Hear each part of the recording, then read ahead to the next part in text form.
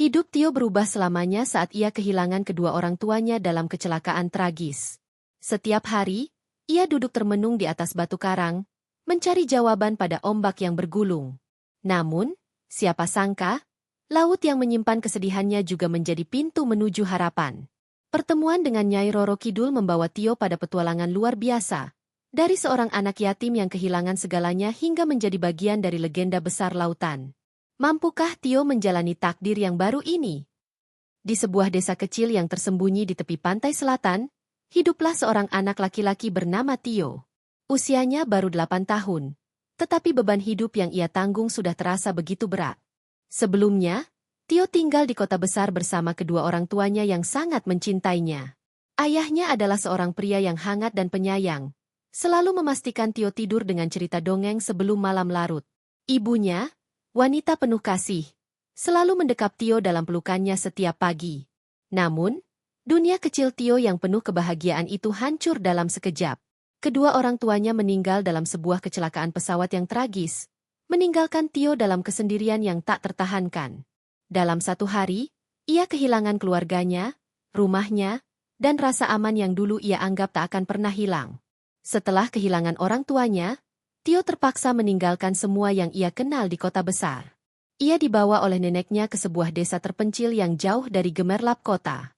Desa itu sederhana, dengan deretan rumah bambu yang berjajar di sepanjang pantai. Tio dan neneknya tinggal di sebuah gubuk kecil yang reot, hanya memiliki dinding bambu dan atap daun rumbia yang sering bocor saat hujan. Malam-malam di gubuk itu begitu dingin, dan seringkali Tio hanya bisa meringkuk di sudut, membayangkan betapa hangatnya pelukan ibunya. Meski neneknya sangat menyayanginya, rasa kehilangan kedua orang tuanya tetap meninggalkan lubang besar di hati Tio, lubang yang tak pernah bisa ia isi. Pantai yang berada di depan gubuk menjadi tempat Tio melarikan diri dari kenyataan. Setiap sore, ia duduk di atas batu karang yang besar, memandang cakrawala dengan tatapan kosong. Ombak yang bergulung-gulung menghantam batu di bawah kakinya, sementara angin laut berhembus kencang, membawa aroma asin yang khas. Di sana, Tio sering menangis sendirian, berbicara kepada laut seolah berharap orang tuanya mendengar suaranya. "Kenapa ayah dan ibu meninggalkan aku?" gumamnya pelan. Tidak ada jawaban, hanya suara ombak yang mengiringi isak tangisnya. Setiap hari terasa seperti perjuangan, dan setiap malam ia memeluk lututnya, berharap semua ini hanyalah mimpi buruk yang akan berakhir saat ia bangun. Nenek Tio selalu berusaha membuat cucunya tersenyum kembali. Ia sering bercerita tentang masa mudanya, tentang indahnya desa itu sebelum semuanya berubah, dan tentang kisah mistis yang selalu menghiasi pantai selatan. Salah satu kisah yang paling sering ia ceritakan adalah tentang Nyai Roro Kidul, penguasa lautan yang penuh misteri. Kata orang-orang, Nyai Roro Kidul adalah ratu yang baik hati. "Jika kau menghormati laut, dia akan memberimu berkah," ujar neneknya suatu malam. Namun bagi Tio, cerita itu hanyalah dongeng. Ia tidak percaya bahwa ada seseorang di luar sana yang peduli pada dirinya, apalagi seorang ratu lautan.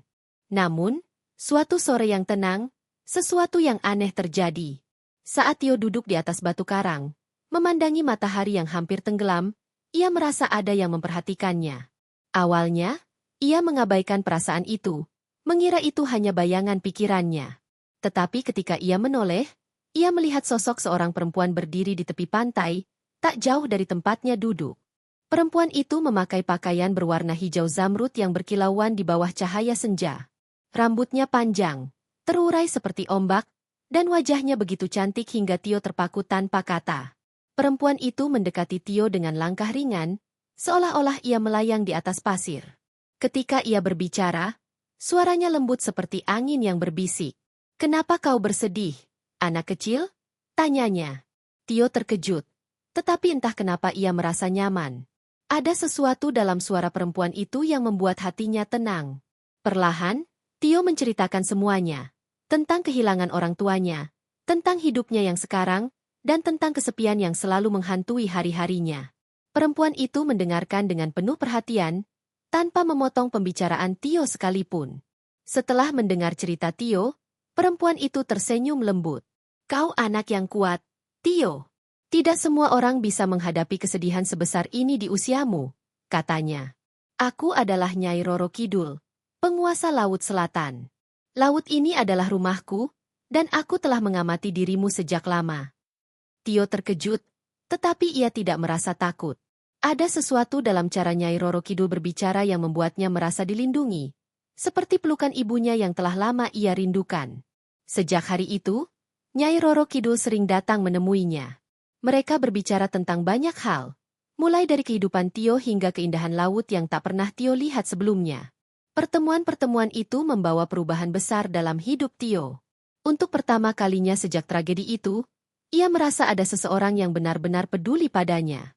Nyai Roro Kidul mengajarinya untuk melihat keindahan dunia, meskipun ia sedang berada dalam kesedihan. Laut ini penuh dengan kehidupan, Tio. Sama seperti dirimu, ia kuat dan penuh harapan, kata Nyai Roro Kidul suatu sore. Tio mulai belajar melihat dunia dengan cara yang berbeda. Ia menyadari bahwa meskipun ia kehilangan banyak hal, masih ada keajaiban di sekelilingnya yang patut ia syukuri. Pada suatu sore, Nyai Roro Kidul menawarkan sesuatu yang luar biasa kepada Tio. Tio, maukah kau melihat dunia lain yang indah? Dunia di mana kesedihanmu bisa sirna, meskipun hanya untuk sementara? Tanyanya. Tio, dengan mata berbinar penuh rasa penasaran, mengangguk tanpa ragu. Nyai Roro Kidul tersenyum dan memintanya untuk menutup mata. Ketika Tio membuka matanya kembali, ia tidak lagi berada di tepi pantai. Ia kini berada di bawah laut, di sebuah tempat yang lebih indah dari apapun yang pernah ia lihat sebelumnya.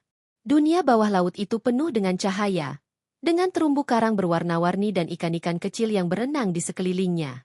Tio merasa seperti sedang bermimpi. Ia tidak pernah membayangkan bahwa dunia yang begitu indah ini ada di bawah laut yang selama ini ia pandangi.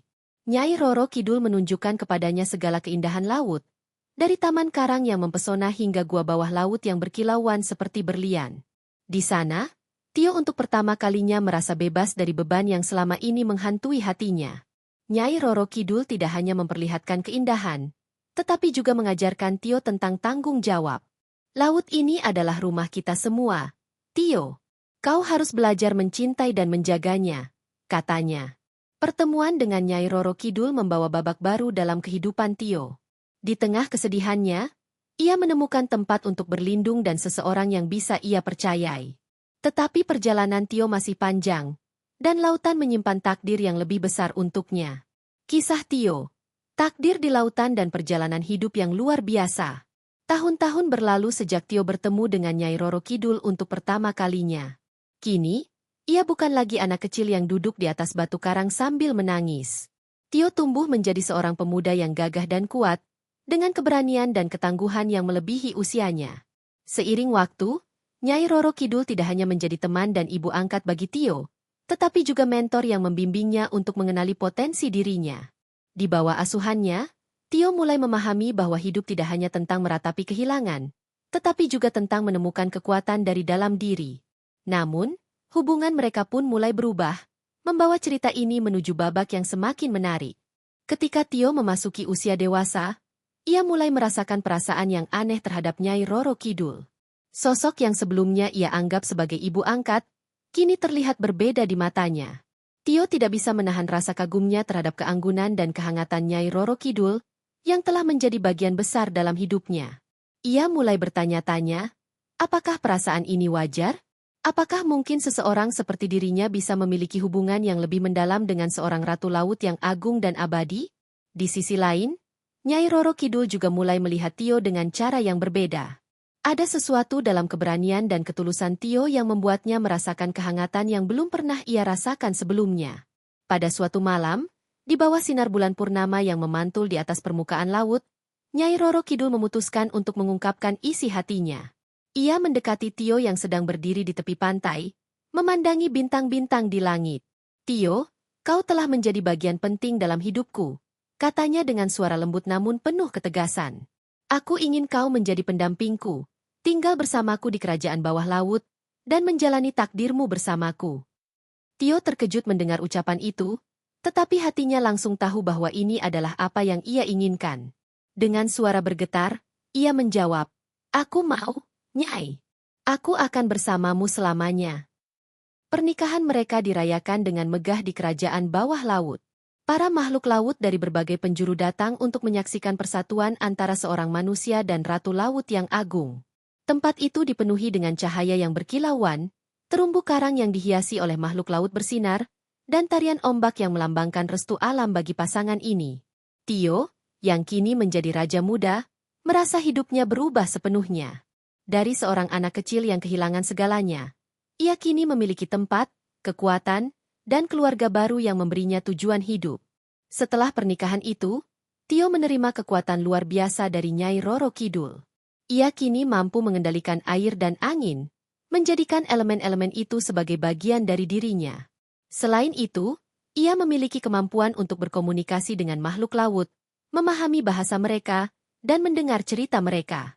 Kekuatan ini membuatnya tidak hanya dihormati di dunia bawah laut, tetapi juga di dunia manusia. Namun, dengan kekuatan besar datang tanggung jawab besar. Tio menyadari bahwa kehidupannya kini tidak lagi hanya miliknya sendiri. Ia harus menjaga keseimbangan antara dunia manusia dan lautan, serta melindungi kerajaan bawah laut dari ancaman apapun. Tantangan pertama Tio muncul ketika ia kembali ke dunia manusia. Saat mengunjungi desa tempat neneknya tinggal, Tio menyaksikan betapa parahnya kerusakan yang dilakukan manusia terhadap laut. Sampah plastik mengotori pantai, kapal-kapal besar mencemari air dengan limbah minyak, dan terumbu karang yang dulu indah kini memudar. Hatinya sakit melihat ini semua. Ia merasa terpecah antara cintanya kepada neneknya dan desanya, dengan tanggung jawabnya sebagai penguasa laut. Tio mulai menyadari bahwa meskipun ia telah berubah, dunia manusia tetap sama, dengan keserakahannya yang menghancurkan alam. Dalam salah satu pertemuannya dengan neneknya, Tio menceritakan semua yang ia alami. Neneknya, yang kini semakin tua, memegang tangan Tio dengan lembut. "Kau telah diberi kekuatan besar, Tio," katanya. "Gunakan kekuatanmu untuk melindungi apa yang penting. Jangan pernah lupa, kau adalah cucuku yang berhati baik, dan kau akan tahu apa yang harus kau lakukan." Kata-kata neneknya menjadi pegangan bagi Tio, dan ia memutuskan untuk mengambil langkah besar demi melindungi laut dan desanya. Tio mulai menggunakan kekuatannya untuk membersihkan laut dan melindungi ekosistemnya. Ia memimpin makhluk-makhluk laut untuk memulihkan terumbu karang yang rusak dan mengusir kapal-kapal yang mencemari air. Namun, perjuangan ini tidak mudah. Ia harus menghadapi perlawanan dari manusia yang serakah dan tidak peduli pada dampak perbuatannya terhadap lingkungan. Dalam salah satu pertempuran, Tio hampir kehilangan nyawanya saat melindungi sebuah laguna dari eksploitasi besar-besaran. Tetapi ia tidak menyerah. Baginya, melindungi laut adalah bagian dari takdir yang telah ia pilih. Tio menyadari bahwa perjuangannya tidak hanya tentang menyelamatkan laut, tetapi juga tentang mengubah hati manusia. Ia mulai muncul di desa-desa sekitar pantai, menyampaikan pesan kepada penduduk tentang pentingnya menjaga laut. Dengan dukungan Nyai Roro Kidul dan kekuatan yang ia miliki, Tio menjadi simbol harapan bagi mereka yang peduli terhadap lingkungan. Namun, ia juga tahu bahwa perjalanan ini masih panjang, dan ia harus terus berjuang untuk mewujudkan keseimbangan antara manusia dan alam. Pada akhirnya, kisah Tio adalah tentang kehilangan, cinta, dan pengorbanan. Dari seorang anak kecil yang kehilangan segalanya, ia menemukan kekuatan dalam dirinya untuk mengubah dunia. Hubungannya dengan Nyai Roro Kidul bukan hanya sebuah kisah cinta, tetapi juga sebuah pelajaran tentang bagaimana manusia dan alam bisa saling melengkapi. Tio kini menjadi bagian dari legenda, sebuah cerita yang akan terus diceritakan oleh penduduk desa di tepi pantai selatan. Bagaimana menurut kalian? Apakah kisah Tio dan Nyai Roro Kidul ini menyentuh hati kalian? Apakah kalian percaya bahwa manusia dan alam bisa bersatu untuk menciptakan dunia yang lebih baik? Tulis pendapat kalian di kolom komentar. Ya! Jangan lupa untuk like video ini dan subscribe ke channel kami untuk cerita menarik lainnya. Mari bersama-sama menjaga keindahan alam dan melindungi laut kita. Sampai jumpa di kisah berikutnya.